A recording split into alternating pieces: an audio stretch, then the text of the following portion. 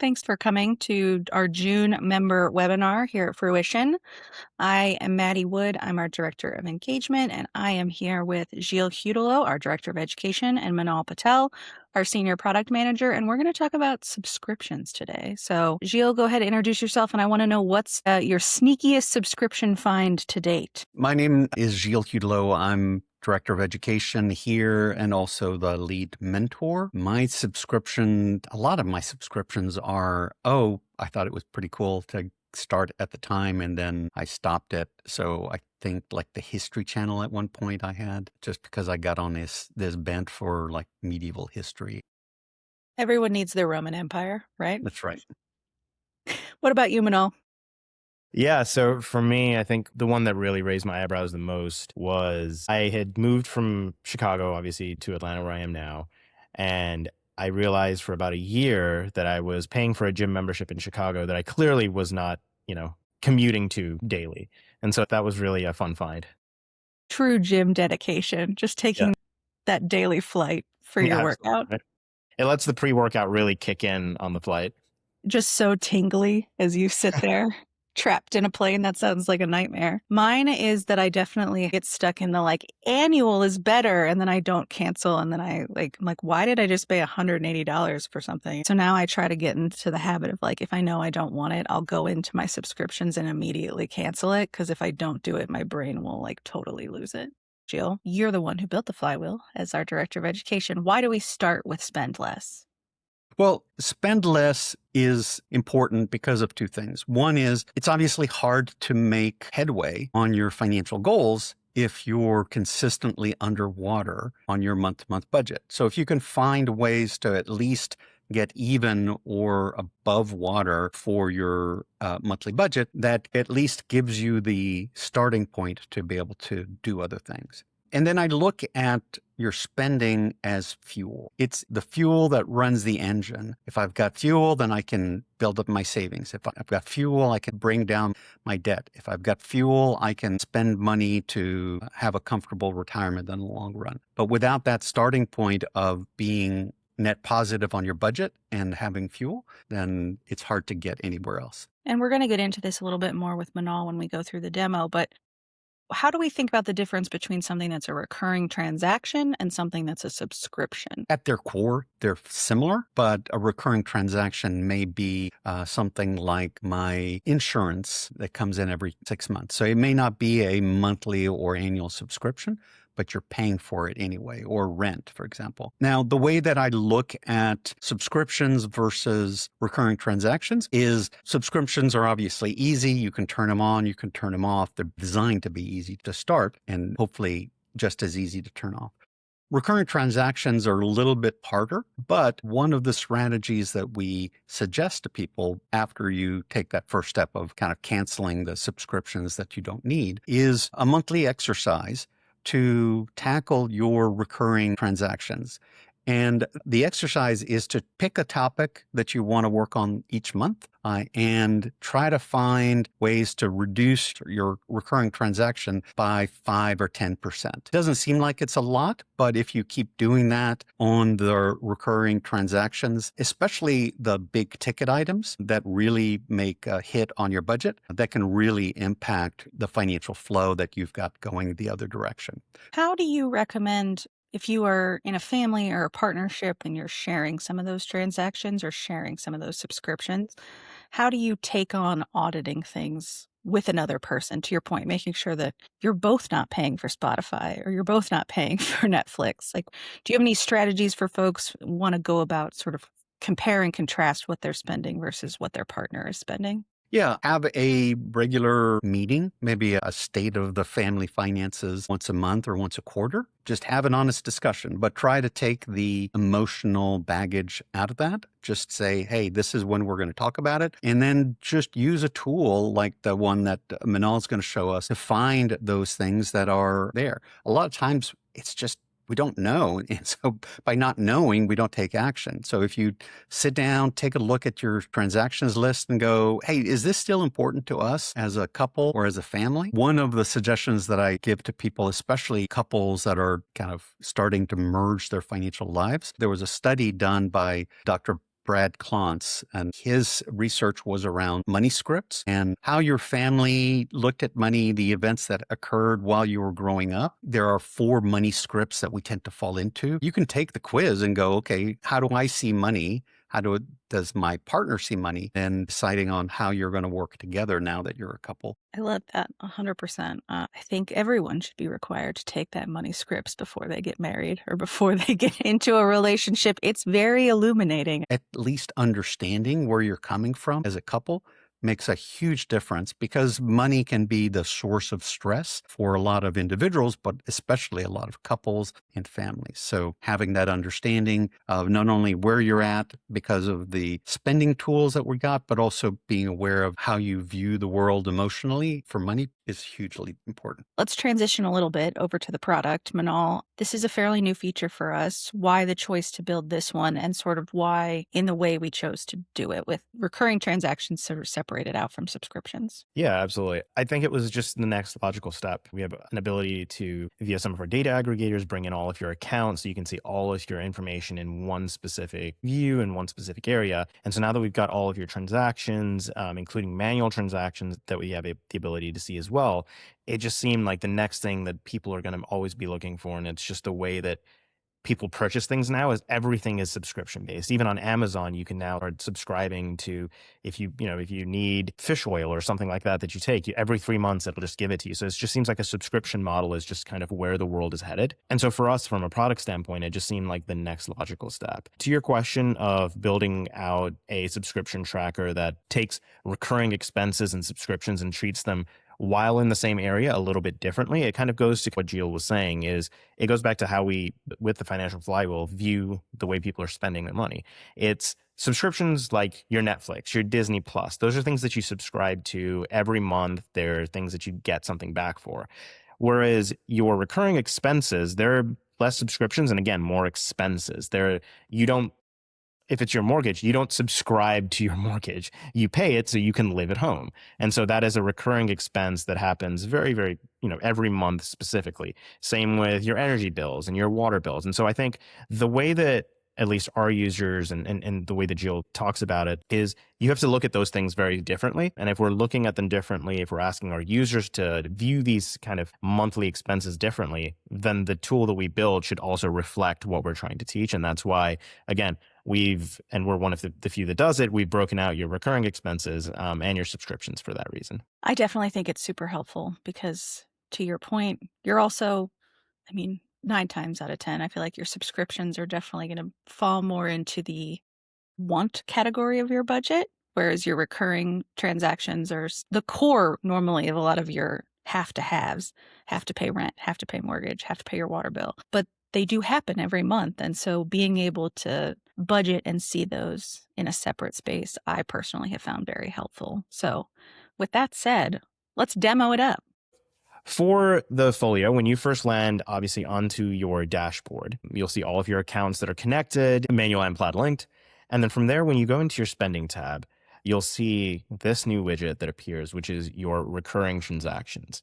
Once you see recurring transactions here, it very quickly at a summation tells you, this month, my recurring, which is subscriptions and expenses, I have about $691 this month as my full total.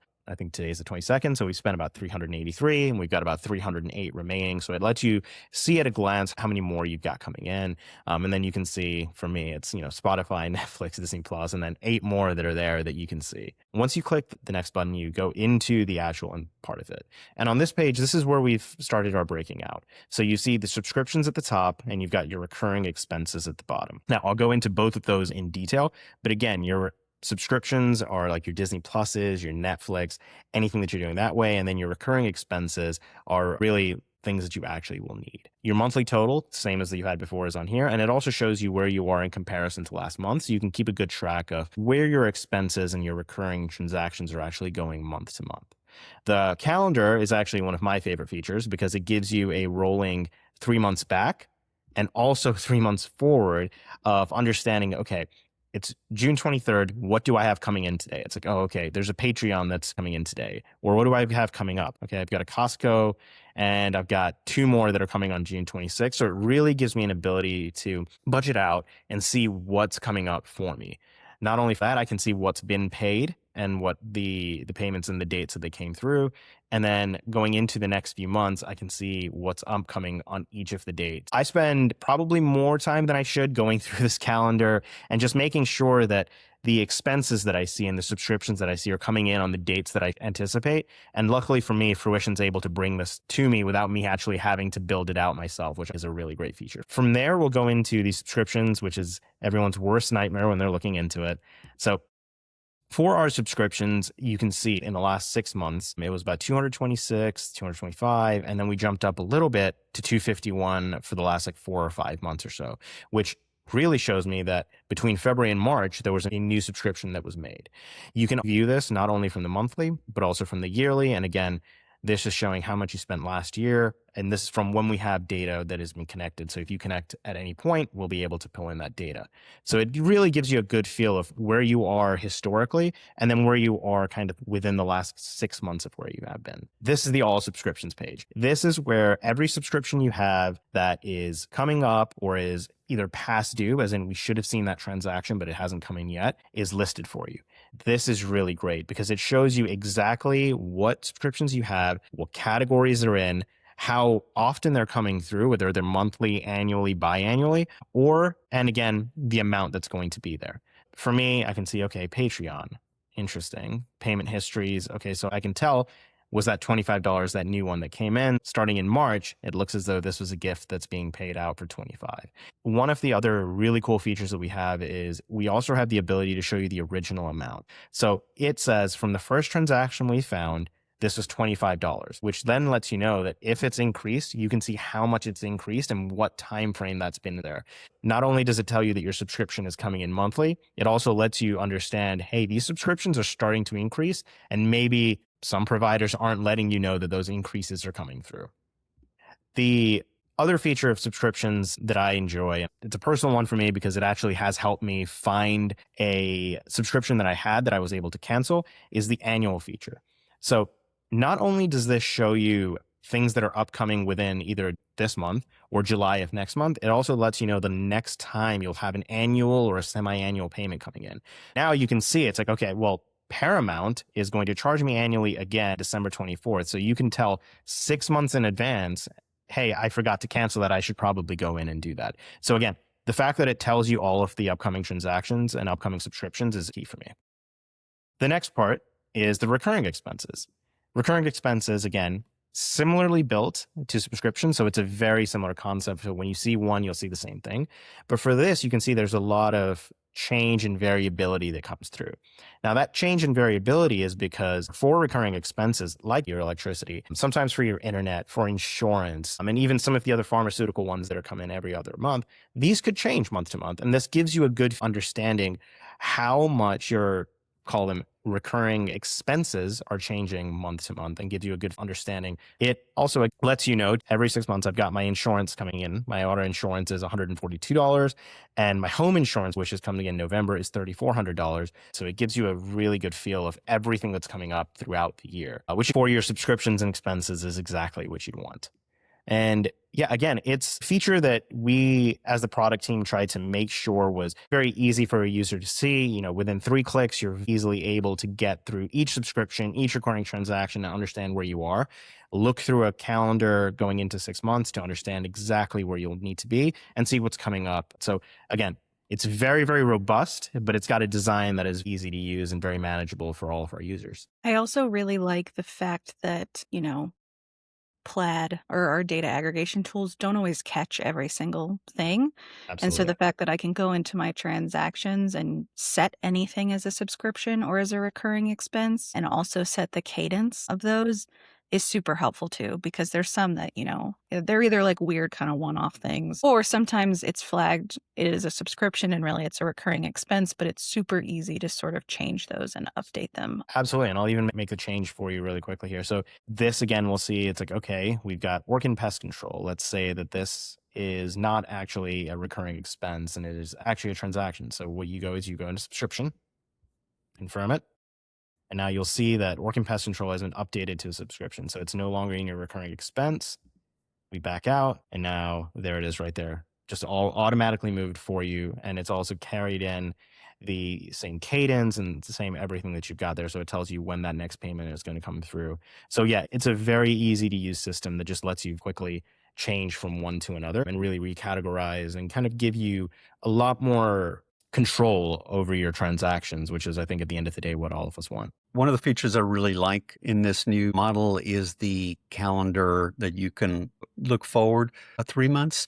Because one of the things I see stressing people out is all of a sudden you've got either subscriptions or recurring transactions hitting around the same time and maybe right before you have a paycheck that's due, right? And so it allows you to be aware of when you're going to have spikes in spending and do something about it beforehand to avoid having overdrafts or non-payments, which then causes more stress and more financial strain. 100%. This was a product update that I was very excited for. Even my recurring expenses, it's really hard to keep track of like, okay, is this one that comes at the beginning of the month or the end of the month? And so I use it for that a lot. The calendar feature is very, very handy. I think one of the other features on this that you both touched upon is it also, in a weird roundabout way, our data aggregator telling me that, hey, you purchase this thing pretty often. Is it a recurring transaction or is it an expense? Also is a bit of a wake up call. For me, one of the ones was I've been eating out a lot. I just haven't had the time. And I know all of us are kind of guilty for that. And there was a specific Uber Eats and it just said, hey, is this a bi-weekly transaction that you do every 2 weeks? In my head, I started thinking like, wow, I really am using Uber Eats a lot. Maybe I need to kind of rethink or focus on that. So again, it lets you see all of your transactions. It lets you see where your money is going just kind of in a different way, because subscriptions and the amount of money that you spend is a little bit nebulous. It's like, oh, it's $20 here, it's $20 there every month. And then when you see it put together and saying, hey, oh, wow, I spend $1,500 a month on subscriptions, it really kind of puts everything into balance. And then luckily we have great mentors like Gilles who can really help you hone in on which of those are needs and which of those are wants. Gilles, if someone, the tool makes it a lot easier, but how often do you recommend that folks are doing an audit of their subscriptions? Is there sort of a cadence that folks should be reviewing this on? Yeah, definitely every 6 months for subscriptions. Obviously, more often initially when you're first starting to kind of do that budgeting and trying to find ways to save more journey. But once you've kind of got the initial transaction, that spending creep, like Manal mentioned, subscriptions increasing on a regular basis, making conscious decisions of where your money goes and make the adjustments that you need to stay on track. Manal, are there any other things coming up from the product team that you want to tease a little bit? Yeah, we've got quite a few other things that will be coming up. I think one of the biggest ones that, and I know Gilles was talking about his emergency savings and like a vacation fund.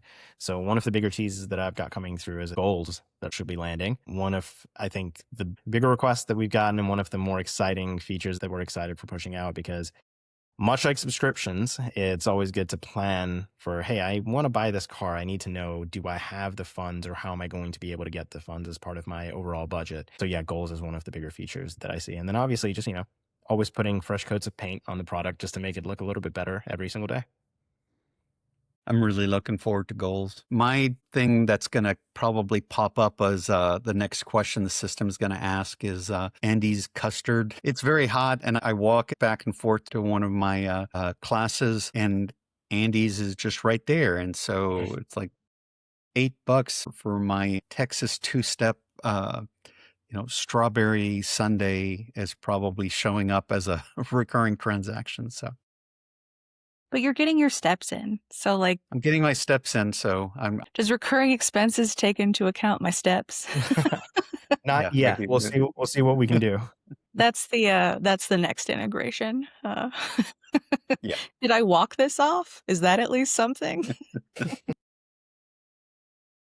All right. Well, this was so helpful. I'm really excited for this new feature. I'm excited for more people to get in there and start tracking their subscriptions. Such a easy first way to get in there and start auditing your spending, look at what you're doing, and really a great tool to just have in your back pocket as you go through your budgeting process. Thank you both. Thanks for the demo, Manal. Thanks for the education, Gilles. And we will see everyone next month. Sounds great. Thanks.